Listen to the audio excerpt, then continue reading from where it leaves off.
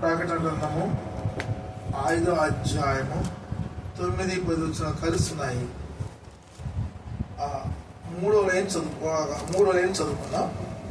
ప్రారంభిద్దాం. ఆ పెద్దలు, నీవు ఆ గ్రంథమును తీసుకొని దాని ముద్రను విప్పుటకు యోగ్యుడవు, నీవు వధింపబడిన వాడవై నీ రక్తమిచ్చి. చాలండి. ఈ దినము ప్రభువు మనకు అనుగ్రహిస్తున్న పాఠం ఏంటంటే, ఆరాధన వర్తమానం ఏంటంటే, నీ రక్తమిచ్చి. ఈ చిన్న మాట గమనించి, ప్రభు ఆయన రక్తాన్ని మనకి ఇచ్చాడు. దాని అర్థం ఏంటంటే, సర్వలోక మానవాళి నిమిత్తము కలవరిలో ఆ రక్తము చెందించబడింది. కలవరి శిలువలో నది వలె యేసు ప్రభువు వారి యొక్క రక్తము, రక్షకుని యొక్క రక్తము నది వలె ప్రవహించి. ఈ దినము నీవు ప్రభువును ఆరాధించడానికి కారణం ఏంటంటే, నీ రక్తం ఇచ్చాడు. ఇప్పుడు ప్రభు మాట్లాడుతున్నారు మనతోటి. ఆయన రక్తము ద్వారా నీ జీవితములో 7 ఆశీర్వాదములు కలిగి. ప్రభువు యేసు క్రీస్తు వారి యొక్క రక్తము మానవాళికి 7 ఆశీర్వాదములు, 7 దీవెనలు అనుగ్రహించడానికి సిద్ధంగా ఉంటుండగా మానవుడు ముందుకు వచ్చి ఆ రక్తం దగ్గర రావడం లేదు.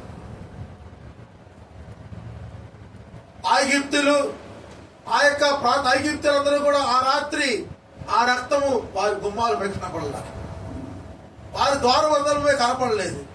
గోషేను ప్రాంతంలో నివాసం ఉంటున్న ఇశ్రాయేలు అందరూ కూడా ఆ రాత్రి వారు ద్వారబంధముల పైన ఆ నిలువు కమ్మిల మీద రక్తం పూస్తూ వచ్చారు. పస్కా బలిని ఆచరిస్తూ వచ్చారు. ఏమైంది? గోషేను ప్రాంతం అంతా కూడా 7 ఆశీర్వాదములు తినబడింది. ఈ దినము ప్రభువును ఆరాధించిన కారణం ఏంటంటే, ప్రాముఖ్యమైన అంశము ఆయన రక్తము మనకిచ్చాడు. డియర్ పీపుల్, ప్రభువు యేసుక్రీస్తు వారి రక్తం మనకు అనుగ్రహించబడింది. ఇప్పుడు ఆ ప్రభువు యేసుక్రీస్తు వారి యొక్క ఆ ప్రభువు వారి రక్తము నీ జీవితంలో 7 ఆశీర్వాదములు కలిగేసింది. రండి, మొదటి ఆశీర్వాదము ఎఫెసియన్స్ చాప్టర్ 5:7. అపోస్తలుడైన పౌలు ఎఫెసీయులకు రాసిన పత్రిక 1వ అధ్యాయము 7వ వచనం అందరూ కలిసి చదువుకుందాం. ఎఫెసీ 1:7 అందరూ కలిసి చదువుతాము. దేవుని కృపా మహదేశ్వరుని బట్టి ఆ ప్రియుని యందు ఆయన రక్తం వలన మనకు విమోచనము, అనగా మన అపరాధములకు క్షమాపణ మనకు కలిగి ఉన్నది. డియర్ పీపుల్, జాగ్రత్త విందాము దేవుని వాక్యాన్ని. ప్రభువు యేసు క్రీస్తు వారి యొక్క రక్తం వలన మన పాపములకు, అపరాధములకు క్షమాపణ కలిగింది. మొదటి ఆశీర్వాదం అక్కడ రాయబడింది. ప్రభువు యేసు క్రీస్తు వారి యొక్క రక్తము ద్వారా నీవు విమోచించబడ్డావు. ఇప్పుడు మళ్ళా బేసిక్ పాయింట్కి వస్తున్నాం. విమోచన అర్థం ఏంటి చెప్పండి? విమోచన అర్థం ఏంటి? అక్కడే ఉంది. విమోచనం అనగా మన అపరాధములకు క్షమాపణ కలిగి. నిర్వచనం అండి, డెఫినిషన్ నేర్చుకోవాలి. విమోచనకు అర్థం ఏంటి? అపరాధములకు క్షమాపణ కలుగుట. ఇది మారదండి, ఇది ఇక మారదు. విమోచనకు అర్థం ఏంటంటే మన అపరాధములకు క్షమాపణ కలుగుట. మానవుడు యొక్క పాపములకు క్షమాపణ కలగాలంటే అది సాధ్యమైనది కాదు. కారణంటే రక్తము చిందింపబడకుండా పాప క్షమాపణ కలగదు. ఎక్కడుందన్నమాట? హెబ్రీ 9వ అధ్యాయం అండి. హెబ్రీ 9వ అధ్యాయము అందరూ కలిసి చదువుకుందాం. ప్రాముఖ్యమైన మాట. హెబ్రీ రాసిన పత్రిక 9వ అధ్యాయము 22వ వచనం అందరూ కలిసి చదువుకుందాము. మధ్యలో ఉంది, రక్తం చిందింపబడకుండా పాప క్షమాపణ కలుగుదనియు సామాన్యముగా చెప్పవచ్చును. డియర్ పీపుల్, ప్రభు ఆయన రక్తము ద్వారా ద్వారా నీకు విమోచన గురించాడు. రెండోదిగా విమోచన అర్థం ఏంటంటే పాప క్షమాపణ. నీ పాపముల వల్ల నీకు ఎటువంటి శిక్ష లేదు. కాదంటే ఒకప్పుడు పాపిగా జీవిస్తూ వచ్చావు, పాపములో ఉన్నావు, శరీరములో ఉన్నావు, లోకములో ఉన్నావు, మరణమునకు బానిసగా ఉన్నావు. ప్రభు చూసి కల్వరిలో నీ కొరకై ప్రాణం తెచ్చాడు. డియర్ పీపుల్, ప్రభు నీ కొరకై ప్రాణం తెచ్చాడు. అది యోహాను సువార్త 1వ అధ్యాయము 29 చూస్తా ఉన్నాము. ఇదిగో లోక పాపమును మోసుకొని పోవు దేవుని గొర్రెపిల్ల. లోక పాపం అంతా మోసుకెళ్ళింది ఆ గొర్రెపిల్ల. ఏం చేసింది? ఆ గొర్రెపిల్ల కలవరినెక్కింది, సిలువనెక్కింది. సిలువలో ఆ గొర్రెపిల్ల వధించబడింది, రక్తం కార్చబడింది. ఆ రక్తము ద్వారా నీ పాపములకు విమోచనము, అనగా నీ అపరాధములకు, నీ పాపములకు చెప్పండి క్షమాపణ కలిగింది. ఇప్పుడు ఎవరు అడుగుతారు? ఎవరైనా నాన్ క్రిస్టియన్స్ కానీ, ప్రభుని ఎరగని వారు కానీ, క్రిస్టియన్స్ కానీ ఎవరు అడుగుతారు? నామకార్థ క్రైస్తవులు అడగచ్చు, ఎవరు అడగచ్చు. విమోచనం అనగా అర్థం ఏమిటి అంటే ఏం చెప్తారు? పాపములకు క్షమాపణ కలుగుటే విమోచనము అని అర్థమని చెప్పాలి. రెండోది, ఇది మొదటి విషయం. కాబట్టి ప్రభు యేసుక్రీస్తు వారి యొక్క రక్తము నీ జీవితంలో క్షమాపణ కలిగేసింది. అంతేనా?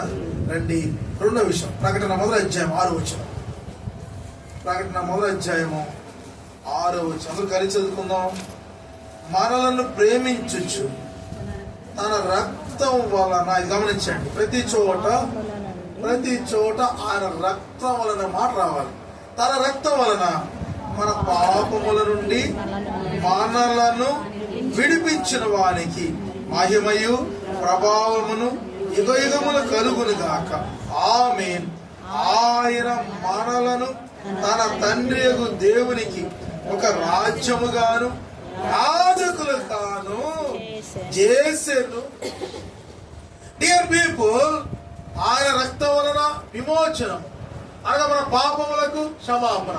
రెండవదిగా ఆయన రక్తం వలన చెప్పండి విడుదల. ఏంటి విడుదల? స్వేచ్ఛ, స్వాతంత్ర్యం, నెమ్మది. ఇప్పుడు మన అపరాధములకు క్షమాపణ కలగడం మాత్రమే కాదు కానీ ఇప్పుడు మనకి విడుదల వచ్చేసింది, స్వేచ్ఛ వచ్చింది, స్వాతంత్ర్యం వచ్చింది, నెమ్మది వచ్చింది. అంతేనా?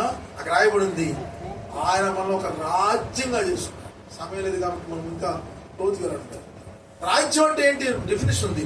దేవుని రాజ్యం అనగా ఏమిటో దేవుని వాక్యంలో నిర్వచనం ఉంది. తర్వాత ఆయన మనను ఆయన ఒక రాజ్యంగా చేసుకున్నాడంట. రెండోదిగా యాజకులుగా చేసుకున్నాడు. ఎంత గొప్ప ఆధిక్యత ఇచ్చాడు! What a great privilege. మనం ఇప్పుడు యాజకులు, ఆయన సేవ చేసే యాజకులు. ప్రతి విశ్వాసి, ఎవరి బిలీవర్, ప్రతి విశ్వాసి యాజకుడే. ఎక్కడుందన్నమాట ప్రతి విశ్వాసి యాజకుడని? ఎక్కడుందండి? ప్రకటన 1:6 చదివాం కదా. ఇప్పుడు ప్రకటన 1:6 చదివాము, చేతుల్లో ఉంది. సమయం లేదు, చూడలేకపోతాం. ప్రకటన 1:6 ప్రకారము ప్రతి విశ్వాసి యాజకుడే. ఇప్పుడు ప్రభు మనం ఏం చేశాడు? రెండవదిగా, మొదటిగా చెప్పండి, అందరూ చెప్పాలి. ఆయన రక్తం వలన విమోచనం, అనగా మన అపరాధములకు క్షమాపణ. రెండోది, ఆయన రక్తం వలన విడుదల, స్వేచ్ఛ, స్వాతంత్ర్యం. ఆయన రక్తం వలన మనలను ఆయన రాజ్యముగాను యాజకులుగా చేసుకున్నాడు. ప్రియమైన సహోదరుడా, డియర్ సిస్టర్, డియర్ బ్రదర్, ఈ రెండవ ఆశీర్వాదం. మూడవ ఆశీర్వాదం చూడండి. Romans chapter 5. అపోస్తలుడైన పౌలు రోమీయులకు రాసిన పత్రిక 5వ అధ్యాయం 9వ వచనం. అందరూ కలిసి చదువుకుందాం. అపోస్తలుల పౌలు రోమీయులకు రాసిన పత్రిక 5వ అధ్యాయము 9వ వచనం.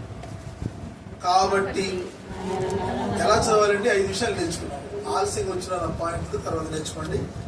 కాబట్టి ఆయన రక్తం వలన ఇప్పుడు నీతిమంతులముగా తీర్చబడి మరింత నిశ్చయముగా ఆయన ద్వారా ఉగ్రత నుండి రక్షింపబడుదుము.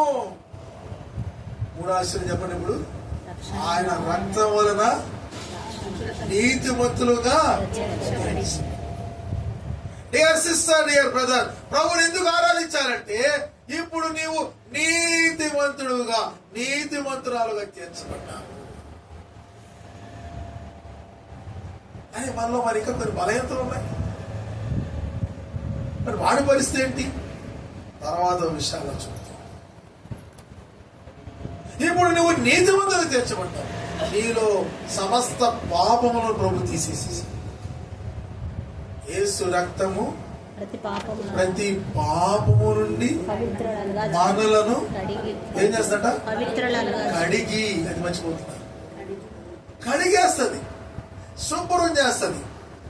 మీ ఇంటికి ఒక 2 రోజులు నీళ్ళు రాలేదనుకోండి, మీకు బోరు లేదనుకోండి, బోరు వాటర్, మీ ఇంటికి మున్సిపల్ కుళాయి రాలేదనుకోండి, ఒక్కసారి పరిస్థితి ఉంచండి.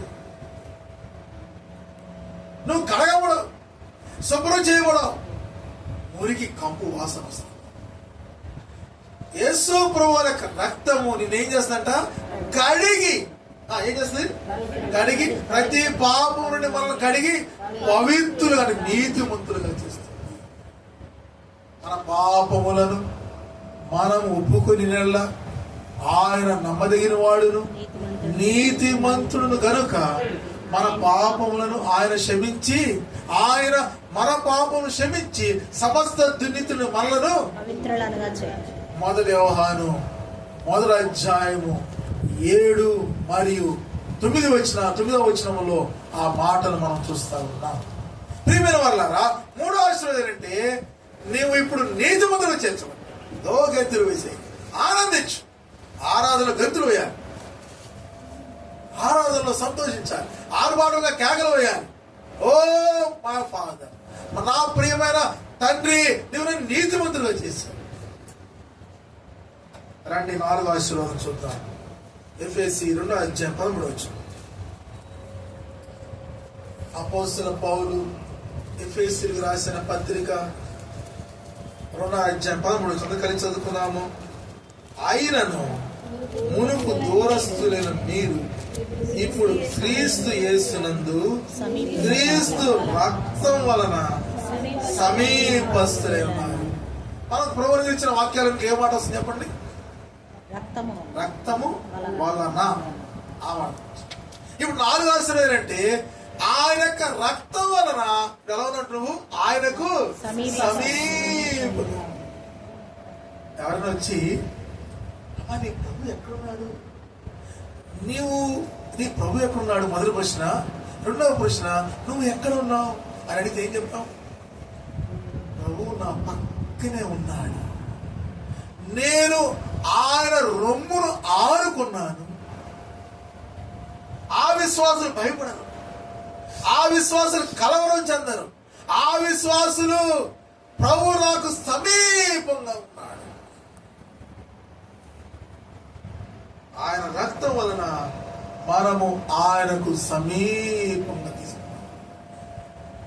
ఇప్పుడు ఏం చేస్తాం? ఆయన సమీపం అంటే ఆయనతో సహవాసం, ఆయనతో మాట్లాడు, ఆయన స్వరం వినడం. ప్రభు మనతో మాట్లాడతాడు, మనం ప్రభుతో మాట్లాడతాడు. ఈ అనుభవాన్ని ప్రభు ఇచ్చాడు. ఆయనకు సమీపంగా చేయబడ్డాం, ఆయనకు సమీపంగా ఉండి ఆయనతో సహవాసం కలిగి ఉన్నాం. ఇది 4వ 5వ వచనం చూడండి. ఎబ్రీ రాసిన పత్రిక 10వ అధ్యాయము, ఎబ్రీ 10వ అధ్యాయము 19, 20 వచనాలు కలిసి ఉన్నాయి. అందరు కలిసి చదువుతాం. క్రొత్త నిబంధనలో 206వ పేజీ, హెబ్రీ 10వ అధ్యాయం 19వ వచనం. సహోదరులారా, యేసు మన కొరకు ప్రతిష్ఠించిన మార్గమున అనగా నూతనమైనది జీవము గలది ఆయన శరీరమును తెర ద్వారా ఏర్పరచబడినది మార్గమున ఆయన రక్తం వలన పరిశుద్ధ స్థలమునందు ప్రవేశించుటకు మనకు ధైర్యము కలిగి ఉన్నది. ప్రభువుకు మహిమ కలుగును గాక. Praise the Lord. ఇప్పుడు మనం 5 ఆశీర్వాదాలకు వచ్చాము. ఆయన రక్తం వలన అతి పరిశుద్ధ స్థలంలోనికి ప్రవేశించి ఏం చేస్తాం? ప్రవేశించి నిద్రపోతున్నామా? అతి పరిశుద్ధ స్థలంలోనికి ప్రవేశించి ఆయనకు మొరపెడుతున్నాం. ప్రభువా, నా జీవితం ఇది. ప్రభువా, నీవు నన్ను అతి పరిశుద్ధ స్థలంలోనికి తీసుకొని వచ్చావు. ఈ అతి పరిశుద్ధ స్థలములో నీ సాన్నిధ్యములో నీకు మొరపెట్టుకునే ధన్యత నీవు నాకు ఇచ్చి, ప్రభు మనలను ఆయన రక్తం వలన ఈ 5వ ఆశీర్వాదం ప్రభు మనం తీసుకొచ్చాడు. అతి పరిశుద్ధ స్థలం ప్రభు తీసుకొచ్చాడు. ఇది నువ్వు ఇక్కడంతా ఖాళీగా ఉంది, చాలా ప్లేస్. కొద్దిమందిగా చేయని వాళ్ళు ప్రభు సంఖ్యను చూడు సుమా. చాలా మంది విశ్వాసులు అనుకుంటారు 600 మంది 700 మంది సంఘానికి వెళ్ళిపోతే బాగుంటుందేమో. అబ్బా, అక్కడ పెద్ద పులిపీట ఉంటుంది, వాయిద్యాలు, ముగ్గురు నిలబడి పాటలు పాడుతారు, మంచి తబలా కొడుతుంటారు, పెద్ద పెద్ద చాపలు ఉన్నాయి. అక్కడ 700 మంది, ఎంతమంది పరిచయం అవుతారు నాకు. కాబట్టి 700 మంది ఉన్న సంఘానికి వెళ్ళిపోతే బాగుంటుందేమో. ఇంకా కొన్ని సంఘాలు ఉన్నాయి, మంచి ఏసీలు పెట్టారు, కుర్చీలు వేస్తున్నారు, కాళ్ళు చాపుకొని కూర్చోవచ్చు, చెప్పులు వేసుకొని వెళ్ళిపోవచ్చు లోపలికి. ఇష్టమైనప్పుడు మనం బయటికి వెళ్ళిపోవచ్చు. ఇష్టం ఉంటే కూర్చుంటాం, కష్టమైతే బయటికి వెళ్ళిపోతాం. ఊరేపుకి వెళ్తే చేపలండి, పాత చేపలు. ఎక్కడ కూర్చుంటాం? నడువు నొప్పి వచ్చేస్తుందండి. అబ్బా, అక్కడికి వెళ్తే 700 మంది ఉన్నారు. ఎంత ఒక్కోసారి మంచి స్వీట్స్ కూడా మంచి పెడుతుంటారండి. మాకు హోరేబుల్ స్వీట్స్ కూడా ఇచ్చేవాళ్ళు కదా. ఏంటండి సవీసారం లేకపోతే ఈ హోరేబుల్ మాకు చప్పగా ఉంది. ప్రభు అంటున్నాడు, ప్రభు చిన్న మందతో ఉండటానికి ఇష్టపడతాడు. ఈ చిన్న మంద రేపు పెద్దగా అవ్వాలంటే నువ్వేం చేయాలి? కుద్దూస నగర్ చుట్టూ, కేదరాసిపేట చుట్టూ బైబుల్ చేత పట్టుకొని మౌనంగా తిరుగు 7 సార్లు. 7వ రోజు నాడు 7 సార్లు తిరుగు. సంపూర్ణ, దాని అర్థం ఏంటంటే సంపూర్ణంగా తిరుగుతుంటే ఏం చేయాలి? ఆర్భాటముగా కేకలు వేయాలి. సో అంటే దాని అర్థం ఏంటి? స్వార్థను ప్రకటించాలి. ప్రతి ఇంటికి 4 మందిలో అడ్రస్ వెళ్ళాలి. రక్షణ స్వార్థ ప్రకటించవలసింది నీవు, కార్యం చేయాల్సింది పరిశుద్ధాత్మ దేవుడు. కాబట్టి జాగ్రత్త విందామండి. కాబట్టి తక్కువ మంది ఉన్నారు, ఇక్కడ తెరలు లేవు, ఇక్కడ స్క్రీన్స్ లేవు. అయ్యో, స్క్రీన్స్ కూడా లేవండి ఇక్కడ.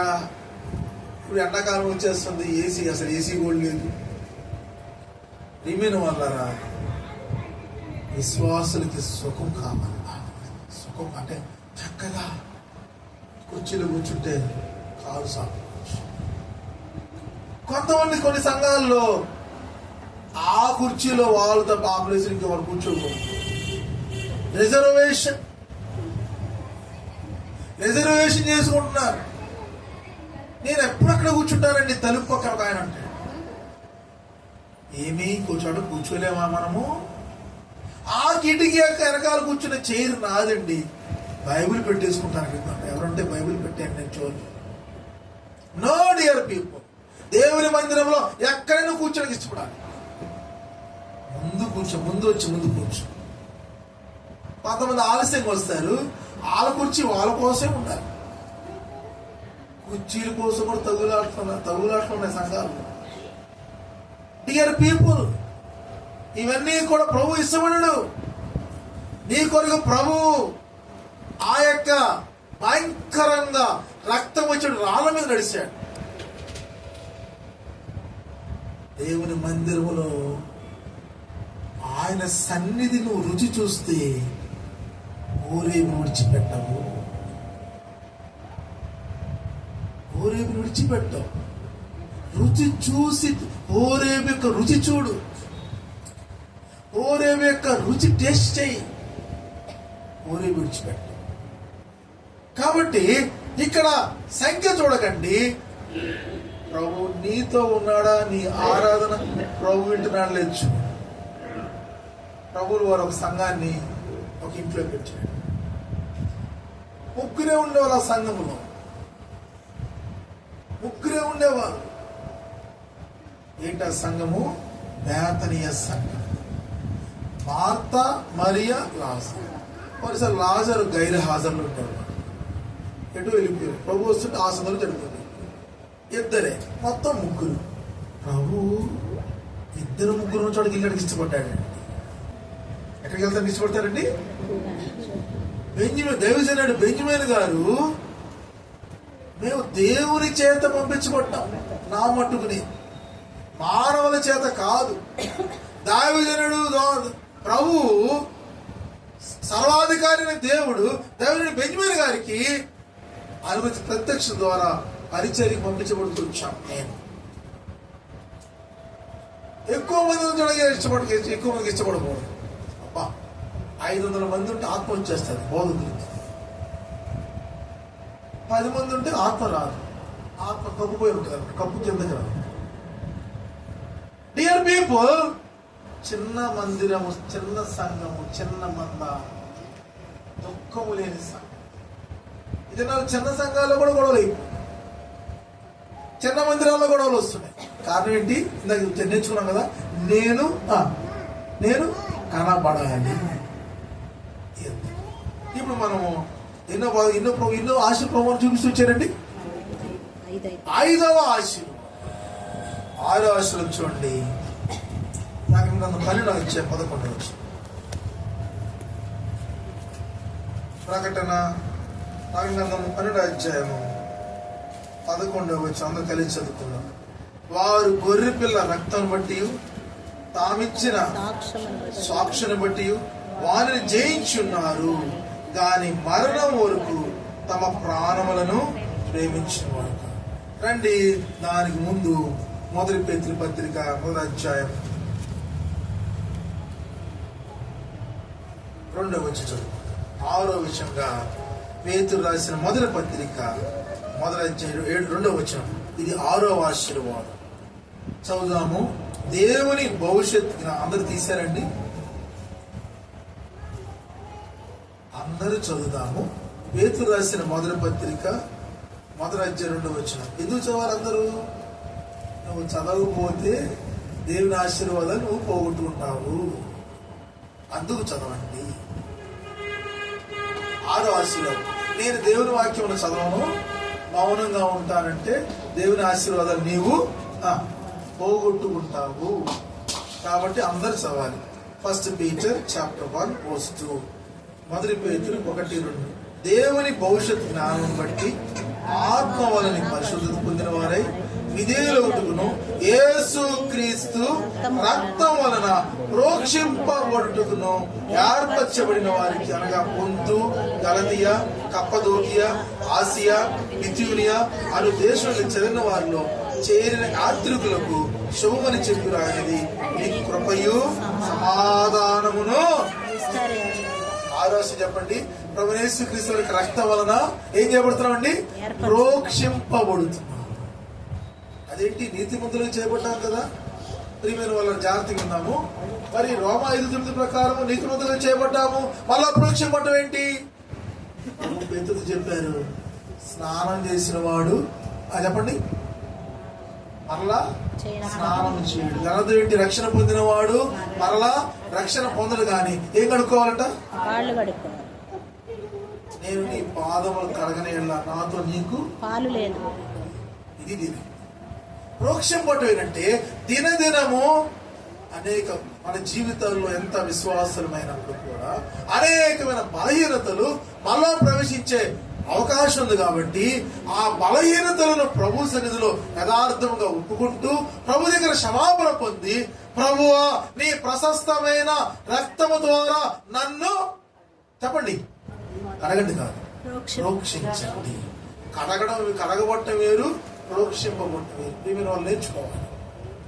కడగబట్టం వేరు, ప్రోక్షింపబట్టం వేరు. రెండు అర్థాలు నేర్చుకోవాలి. ఇది ఆరో అనగా మన జీవితంలో ఏ బలహీనత అయితే ఉందో ఆ బలహీనతను ప్రభు దగ్గర ఒప్పుకోవాలి. ఒప్పుకొని ప్రభువును ఆరాధించాలి. ప్రభు యొక్క రక్తము ద్వారా ప్రోక్షింపబడి పరిశుద్ధులుగా చేయాలి. ఎన్నైపోయినండి ఇప్పటికి? 7వ వర్షంలో చదువుకుందాం. ఎబ్రి 9వ అధ్యాయం 14 చూసుకొని ప్రభు మనం ఆరాధన ప్రవేశిస్తాం. ఎబ్రి 9వ అధ్యాయం 14 వచ్చు. 9వ అధ్యాయం 14 వచ్చు. అందరూ కూడా చదువుదాము. ఎబ్రి 9:14 నిత్యుడు ఆత్మ ద్వారా తన్ను తాను దేవునికి నిర్దోషంగా అర్పించుకుని క్రీస్తు యొక్క రక్తము నిర్జీవ క్రియలను విడిచి జీవం గల దేవుని సేవించుడు మీ మనస్సాక్షిని ఎంతో ఎక్కువగా 7వ వాక్యం ఏంటంటే ప్రభువు క్రీస్తు యొక్క రక్తం వలన నిర్జీవ క్రియలు విడిచిపెట్టగలుగుతున్నాము.